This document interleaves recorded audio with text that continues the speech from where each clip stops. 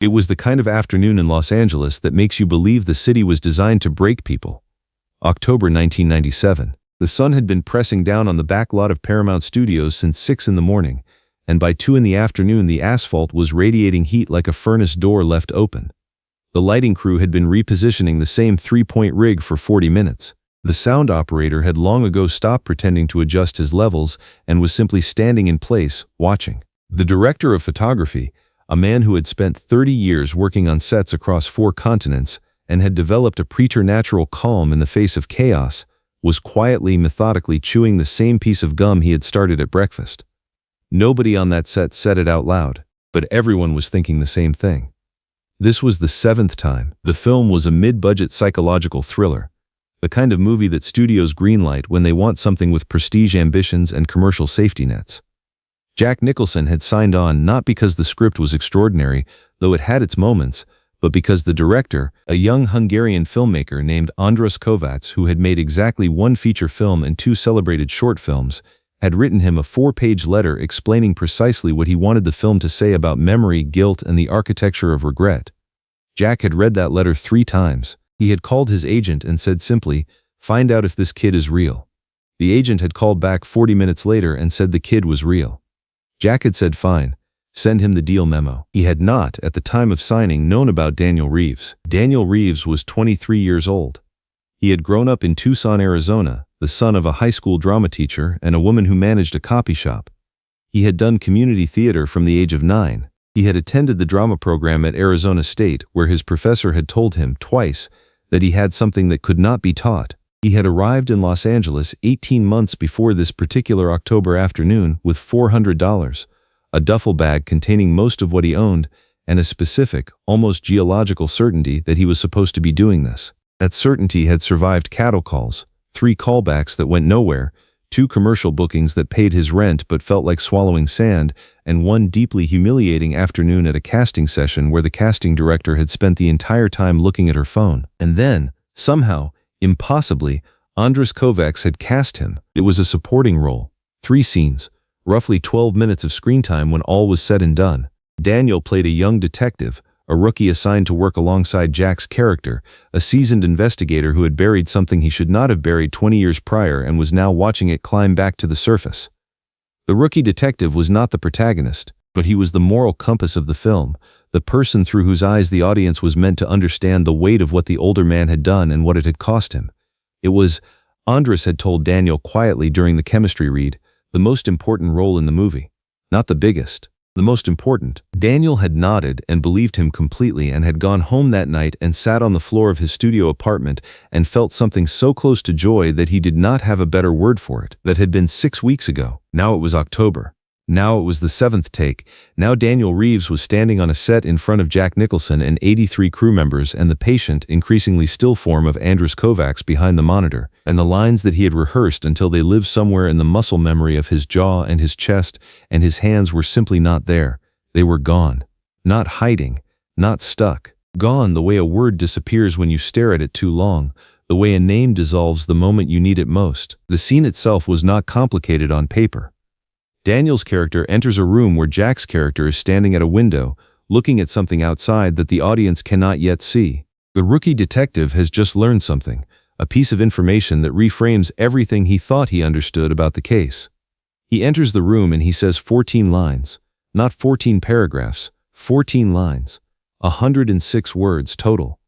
Daniel had counted them. He had written them on index cards. He had recorded himself saying them on his phone and played it back while he was driving, while he was eating, while he was lying in the dark at 2 in the morning willing himself to sleep. On take 1, he had made it to line 9 before losing the thread. On take 2, he had made it to line 11 before a sound issue forced a reset, and then on the pickup he had lost line 7. On takes 3 and 4, he had not made it past line 4. On takes 5 and 6, something stranger had happened.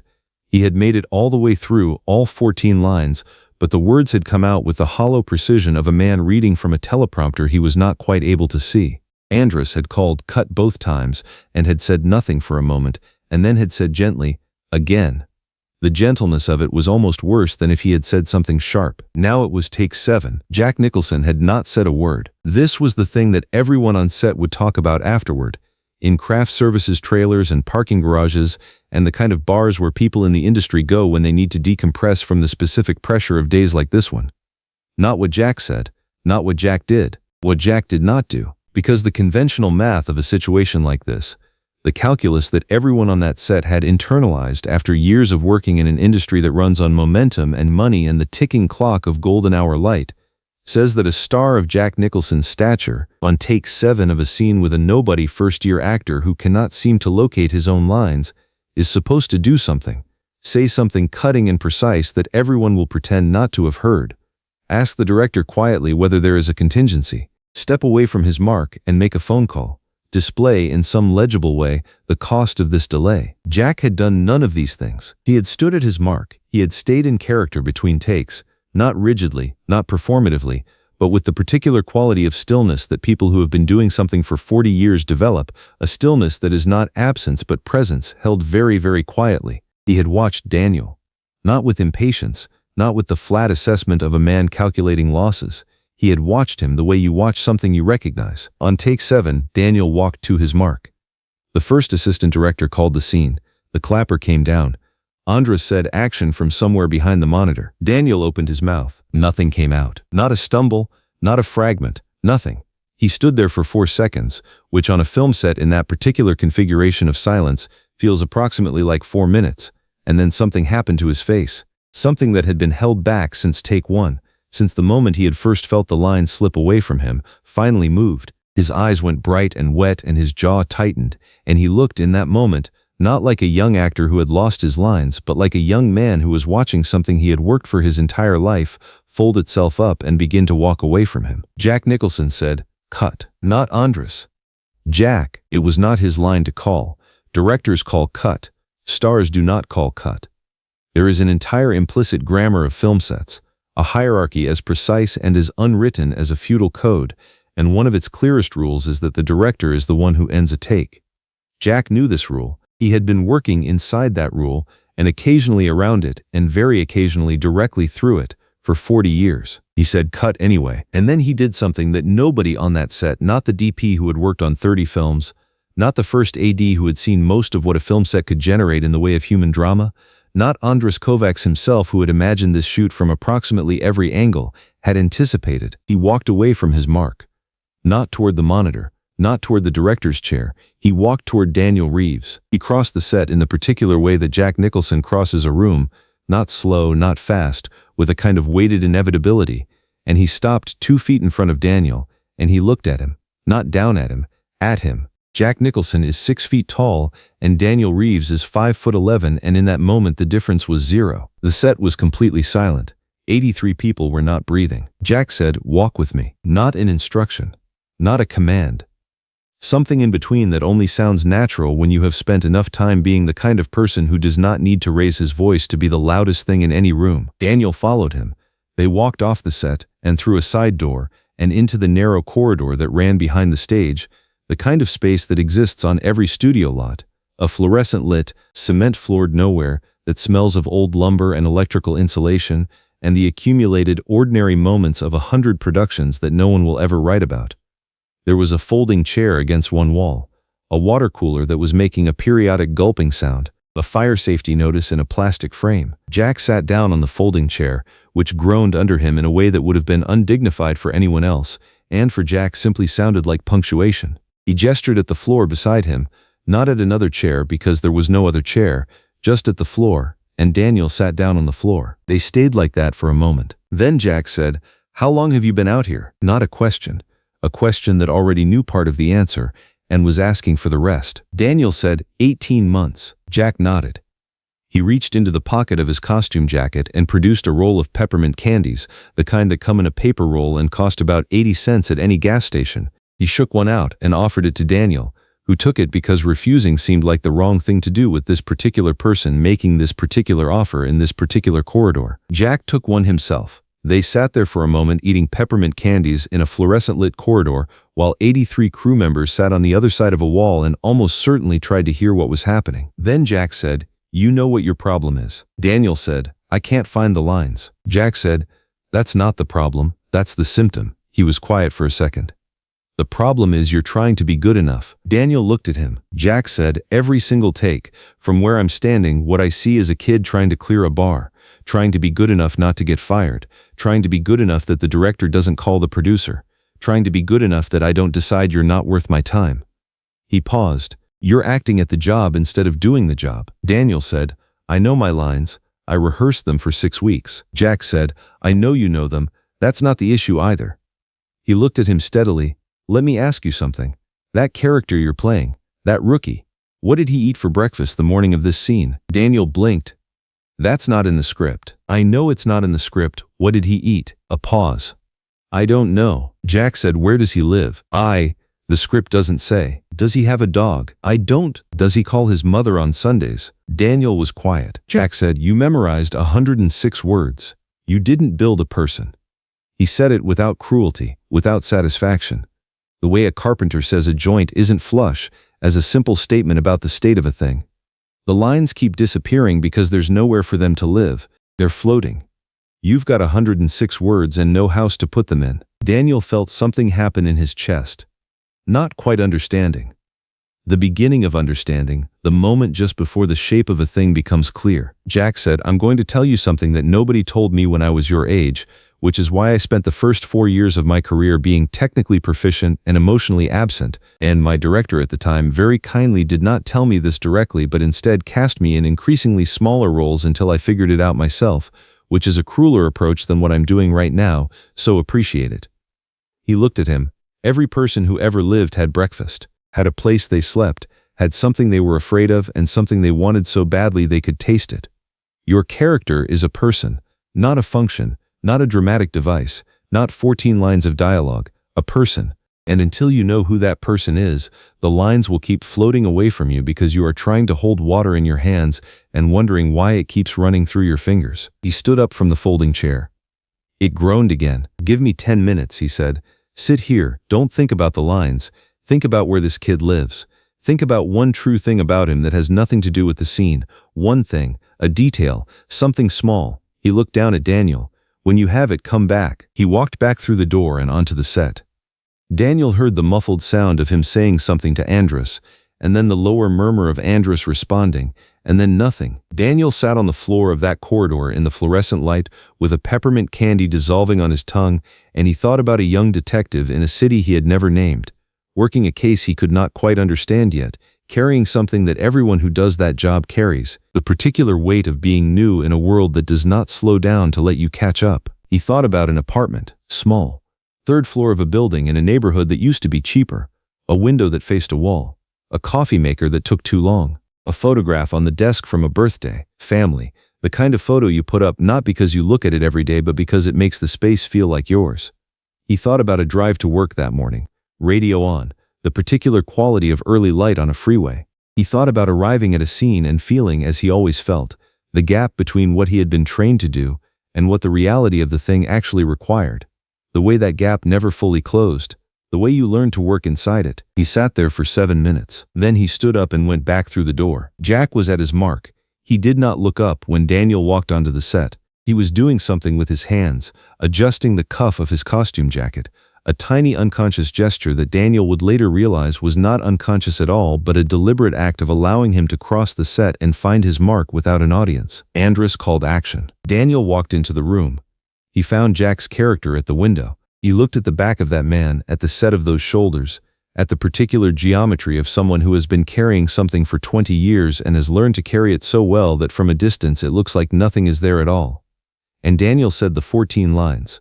Not perfectly. There was a small roughness in the 4th line, a half beat where the word caught, but he pushed through it the way you push through a shallow place in a river, and he came out the other side and the lines were there, all of them, because now they belonged to someone and that someone had a coffee maker that took too long and a photograph on his desk and a drive to work that morning in early light and a gap he was learning to work inside. When it ended, nobody called cut for a moment. Then Andrus said, very quietly, cut. He didn't say print immediately.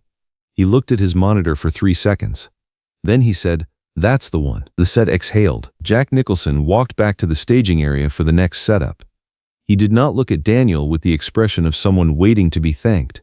He did not say anything to anyone about what had happened in the corridor. He poured himself a cup of coffee from the craft services table, added nothing to it, and stood there drinking it and reading something on a folded piece of paper that he produced from the same pocket where the peppermint candies had been. It was the second assistant camera operator, a woman named Rosa who had been in the industry for 8 years, who came over to Daniel later in the afternoon during a long lighting setup for the next scene and said, "That doesn't happen, you know." Daniel said, "What doesn't happen?" She said, "That." She gestured in a direction that meant the corridor, the folding chair, the peppermint candies. "I've been on sets where a lead actor has had a director pull a first-timer because they couldn't hold the scene. I've been on sets where they rewrite the dialogue to cut someone down. I've been on sets where nobody says anything and the assistant director just quietly starts looking for a replacement." Jack Nicholson walking a first-year actor off the set to have a private conversation that lasts 10 minutes and then coming back and letting the scene roll without telling anyone what was said? She shook her head. "That doesn't happen." Daniel didn't know what to say. Rosa said, "He likes you." Then she went back to the camera, what the crew never heard, because Jack did not say it until years later, and even then said it only once in a conversation that the person he was talking to would later recount in a published interview that most people overlooked, was what Jack had actually seen in those 7 takes, because it was not incompetence. Everyone on set had known from the first take that this was not incompetence. Daniel Reeves was not a bad actor. Anyone who looked at him could see that. What Jack had seen was something more specific and, to him, more recognizable. He had seen a young man in the grip of a particular kind of terror, not stage fright, not performance anxiety in the generic sense, but the specific terror of someone who has worked their entire life toward a door and has finally arrived at that door and has their hand on the handle and suddenly, with the door actually within reach, cannot turn the handle because the possibility of it not opening is now for the first time a real possibility and not a theoretical one. The possibility of failure at the threshold of the thing you most want is categorically different from the possibility of failure at a safe distance, and the body knows this, and sometimes the body's response to that knowledge is to lock. Jack had experienced this once, twice, if you counted a specific afternoon in 1968 that he did not speak about in any interview he ever gave. He had been 24, and the situation had been different in its particulars but identical in its architecture, and the person who had helped him had not given him a speech about character development. They had sat with him, given him something small and ordinary, a cup of coffee in that instance rather than a peppermint candy, asked him a question that was not about the scene, waited. What Jack had done in that corridor was not a masterclass. It was not a lesson in technique. It was a man who recognized a specific kind of suffering because he had felt it, and who had the particular confidence that comes from 40 years of doing something well enough to know that he could afford to spend 10 minutes sitting on a folding chair without it costing him anything that mattered. The film wrapped 6 weeks later. It was released the following spring to moderate reviews and a modest box office. Not a failure, not a triumph. The kind of film that exists in the middle space where most films actually live despite what the mythology of the industry would have you believe. The critic at the Los Angeles Times wrote that Daniel Reeves gave the film its moral center and its most quietly devastating performance, which is the kind of sentence that does not make you famous but does make your phone ring. Daniel Reeves went on to work steadily, not the explosive trajectory that the industry celebrates, but the long, serious, accumulating kind of career that is in many ways harder to sustain and more genuinely difficult to build. He worked with good directors. He was particular about what he chose. He was known, among the people who worked with him, for a quality of attention that was unusual, a way of being in a scene that made everyone around him feel as though the scene was real and not constructed, which is the thing that cannot be taught and can only be developed through the particular friction of genuine experience. He was also known for something else. For what he did when a scene was not working, for the patience he showed when a scene was not working, for his habit, when things were going sideways, of taking a quiet walk with the person for whom things were going sideways and asking them, in a corridor or a parking lot or wherever the nearest nowhere happened to be, a series of questions that had nothing to do with the scene. Whether the character had a dog, whether they called their mother on Sundays, what they had eaten for breakfast on the morning of the scene in question. He never said where he got it from. It was not a secret, it was simply his. The way the things that actually change you become yours, folded into who you are so completely that their origin stops mattering and their presence becomes simply part of the texture of how you move through the world. On the set of his third feature film, a director watching Daniel work through a difficult scene with a young actress who was struggling asked him afterward what he had said to her during the break. Daniel thought about it for a moment and said, I asked her what the character had for breakfast. The director looked at him. Did it work? Daniel said, go look at the playback. The director went and looked at the playback. It worked. Years after that afternoon at Paramount, a journalist writing a profile of Jack Nicholson asked him whether there was a moment in his career that he was most proud of. Not a performance, not a film, a moment. Jack was quiet for a while. He looked at something outside the window of wherever they were sitting. Then he said there was a kid on a set once, a first-year actor. He was having trouble with a scene. And instead of standing there waiting for him to fail or succeeding or whatever was going to happen, Jack had walked him off the set and they had sat in a corridor and talked for 10 minutes about nothing in particular and everything that mattered. The journalist asked whether the scene had gone well afterward. Jack said, the scene went fine. The journalist asked whether he had stayed in touch with the actor. Jack said he had not particularly, which was true. They had exchanged a few words at the end of the shoot. There had been a note, years later, through an intermediary which Jack had read and kept. But they did not have the kind of relationship that included regular contact. The kind of thing that had passed between them in that corridor was not the beginning of a friendship, it was something else. The kind of moment that is complete in itself. That does not need a sequel, that lives whole and intact inside the people who were there, and does not require anything further to have mattered. The journalist wrote that down. Then the journalist asked what it was that Jack had actually said to the kid in the corridor, what the substance of the conversation had been. Jack looked at him. And for a long moment he said nothing. Then he smiled, the smile that people who have only seen Jack Nicholson in films think they understand, but that people who have been in rooms with him will tell you is something different in person, something that starts in the eyes before it reaches anywhere else and carries in it simultaneously warmth and danger, and a very particular brand of amusement that suggests he finds the world genuinely funny and genuinely serious and cannot always tell which is which, and has long since made peace with that uncertainty. He said, I asked him if his character had a dog. The journalist looked up from his notes. Jack said, that's it. That's the whole thing. He picked up his coffee. Outside the window, whatever he had been looking at was still there. Most people, he said, are trying to hold water in their hands and wondering why it keeps running through their fingers. All you have to do is give them a cup. He drank his coffee. The interview ended shortly after that. It was published 3 months later in a magazine that no longer exists, which is the fate of most magazines and many moments, but the people who read it remembered that part. And some of them, when they found themselves in corridors with someone who was struggling, when they found themselves with 10 minutes in a folding chair, and someone who needed something they could not quite name, thought about a cup, and some of them went and found one. If this story of 2 men in a corridor, of 10 minutes that cost nothing and changed everything, and of the difference between giving someone a lesson and giving someone a cup moved you, make sure to subscribe and hit that like button. Share this with anyone who has ever been on the 7th take of something, anyone who has ever stood at a door with their hand on the handle and felt the handle disappear, or anyone who needs to be reminded that the most extraordinary thing one person can do for another is simply to sit down, ask one small question, and wait. Have you ever had a moment where someone gave you the cup when you needed it most? Share your story in the comments, and ring that notification bell for more stories about the people behind the legend and what they did when no one was watching. There is a particular kind of generosity that does not announce itself, that does not require an audience or a camera or a story that gets told afterward, that moves quietly through the world like water through stone, not dramatic, not sudden but persistent, and the mark it leaves is not a crack but a channel, a new direction for everything that flows through the person who received it. Jack Nicholson built a career on his ability to inhabit extremes. The manic, the dangerous, the unhinged, the brilliant, the broken.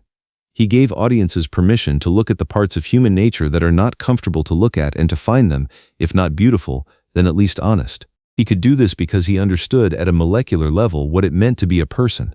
Not a character, not a dramatic function, a person.